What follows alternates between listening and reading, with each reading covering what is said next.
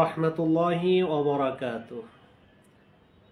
এই পরন্ত সন্ধ্যার পরে আমি আপনাদের সাথে যুক্ত হয়েছি একটি গুরুত্বপূর্ণ বিষয়কে সামনে নিয়ে। যারা যুক্ত হবেন অথবা দেখবেন তাদের জন্য এই বিষয়টি অনেক গুরুত্বের, সেজন্য আমি আসলে হাজির হয়েছি।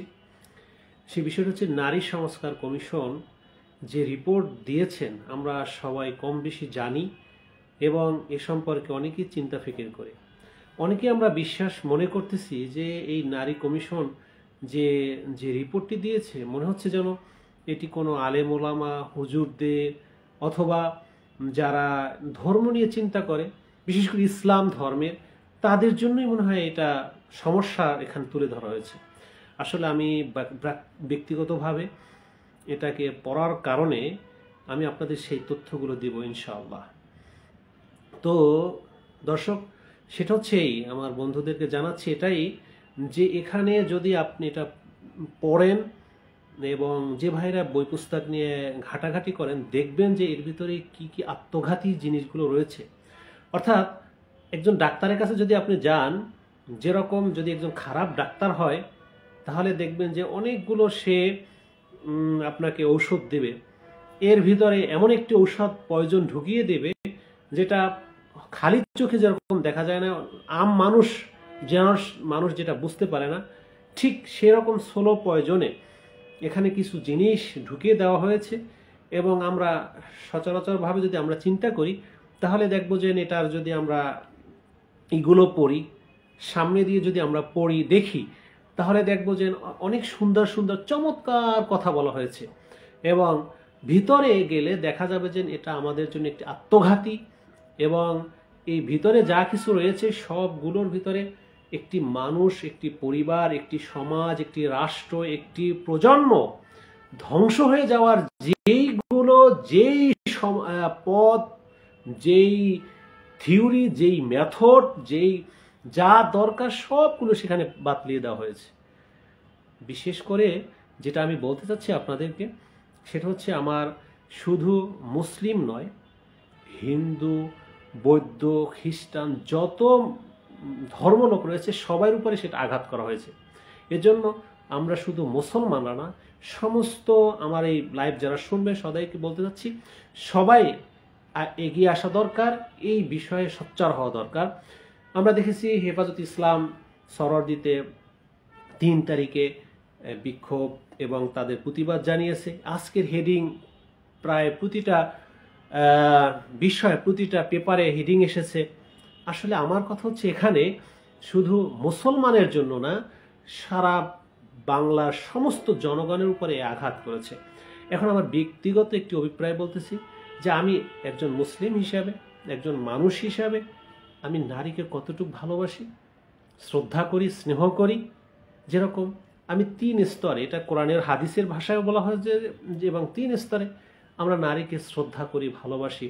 বিশেষ আমার বাসায় মা আছে, এই মাকে আমি যে ভালোবাসি, আমার দুনিয়া যত শ্রেষ্ঠ সম্পদ রয়েছে তার ভিতর হচ্ছে আমার মা। এখানে এই মার যে হক, মাকে আদায় করা, মাকে ভালোবাসা, মাকে শ্রদ্ধা করা, মার হক আদায় করা, এটাকে আপনি যদি অর্ধেক ভাগ করে দেন, সম্পত্তির অর্ধেক অথবা অধিকারের অর্ধেক, এটা তো তার উপরে জুলুম করা হলো। আমার মাকে ভালোবাসি, আমার মাকে শ্রদ্ধা করি, এর চেয়ে হাজার হাজার গুণ বেশি।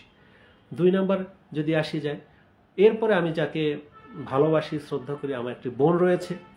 এই বোনকে আপনি যে কথা বললেন, বোনকে যে ভালোবাসা, বোনকে যে শ্রদ্ধা করা, বোনকে স্নেহ করা, এই বোনটাকে যে আমি স্নেহ করি, ভালোবাসি, এটাকে যদি আপনি অর্ধেক করে নেন তাহলে তো কখনো হওয়ার কথা না। আমি তাকে এই পৃথিবীর ভিতরে যত সম্পদ রয়েছে তার ভিতরে আমার বোন হচ্ছে একটা শ্রেষ্ঠ সম্পদ। তারপরে আসুন, এরপরে রয়েছে আমার কন্যা, 2টা কন্যা রয়েছে। এই 2টা কন্যাকে আমি যে ভালোবাসি, তাদেরকে যে স্নেহ দেই, এটাকে আমি যদি অর্ধেক করে দেই, এটা কখনো সম্পত্তির অর্ধেক দিয়েই তাকে ক্ষান্ত করা, এটা হতে পারে না। এরপরে 4 নাম্বার আমার স্ত্রী, তাকেও আমি যতটুকু ভালোবাসি, স্নেহ করি, এটা পৃথিবীর একটা নিয়ামতের ভিতরে আরেকটি নিয়ামত। এদের মাধ্যমে কিন্তু একটা সমাজ, একটা রাষ্ট্র, একটা জাতি গঠন হয়।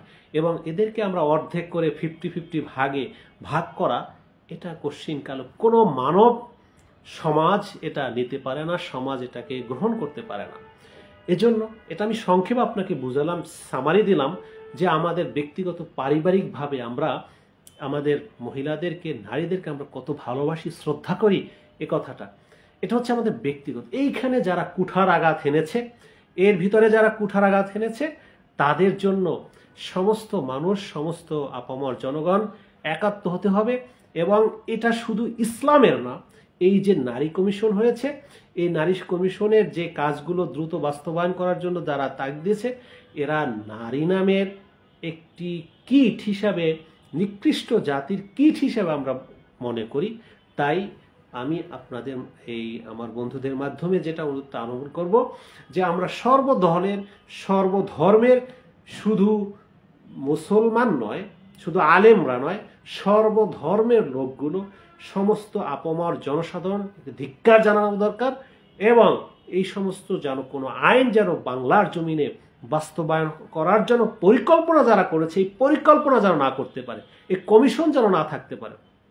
তো শেষ কথায় আমি সামারিতে যাব, সেটা হচ্ছে আমার দৃষ্টিতে আমি এটা পড়ে যেই জিনিসগুলো আমি দেখেছি, সেটা নম্বর হচ্ছে কি, 1 নম্বর হচ্ছে পরিবারকে ধ্বংস করে দেওয়া, 2 নম্বর হচ্ছে সমাজের জাহিলিয়াতকে সয়লাভ করে দেওয়া, 3 নম্বর হচ্ছে সমাজের ভিতরে মারামারি, কাটাকাটি এবং সম্পত্তির যে লোভ লালসা সেগুলো করে দেওয়া, 3 নম্বর হচ্ছে অবাধ মেলামেশা, এবং সবচেয়ে নিকৃষ্ট একটা পেশা হচ্ছে পতিতা, এটাকে আমরা পেশাই বলি না, সেটাকে নিয়ে তারা কথা বলেছে।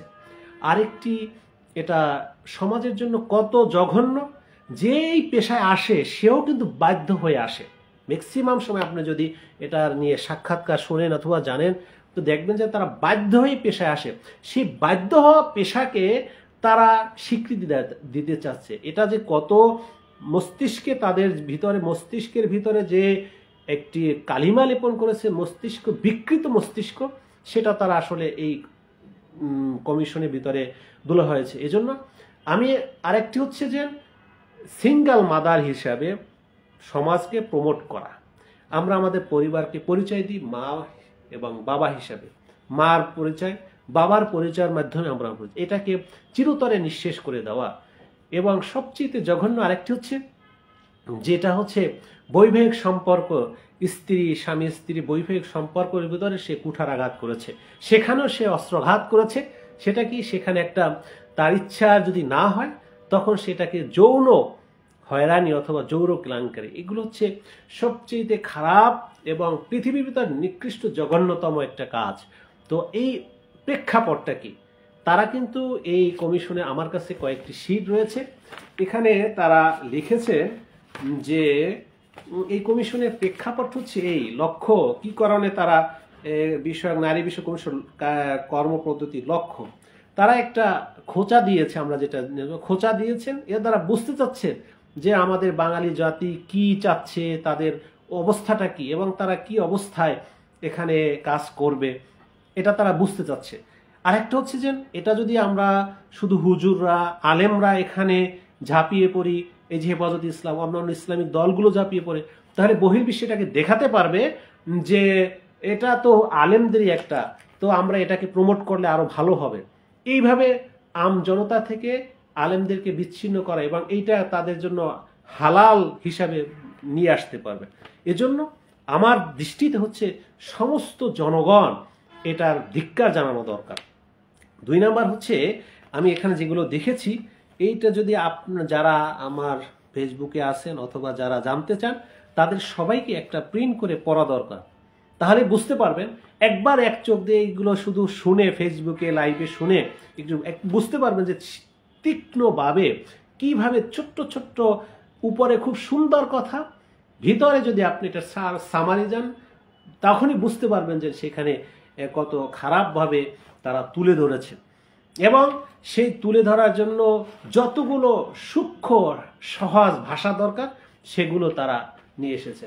তো আজকের আর কথা নয়, আমরা যে যেখানে আছি, যেই জায়গায় আছি, এই নারী সংস্কার কমিশনকে ধিক্কার জানাই এবং তারা যেই কমিশন প্রস্তাব দিয়েছেন এই যারা প্রস্তাব দিয়েছেন, এই প্রস্তাব তো দূরের কথা, যারা এই কমিশন করেছেন তাদেরকেও এই কমিশন থেকে দূর করে দিয়ে এবং তাদেরকে বাতিল করার জন্য উদাত্ত আহ্বান জানিয়ে আজকের মতো এই লাইভ অনুষ্ঠান শেষ করছি। আসসালামু আলাইকুম ওয়া রাহমাতুল্লাহি ওয়া বারাকাতুহু।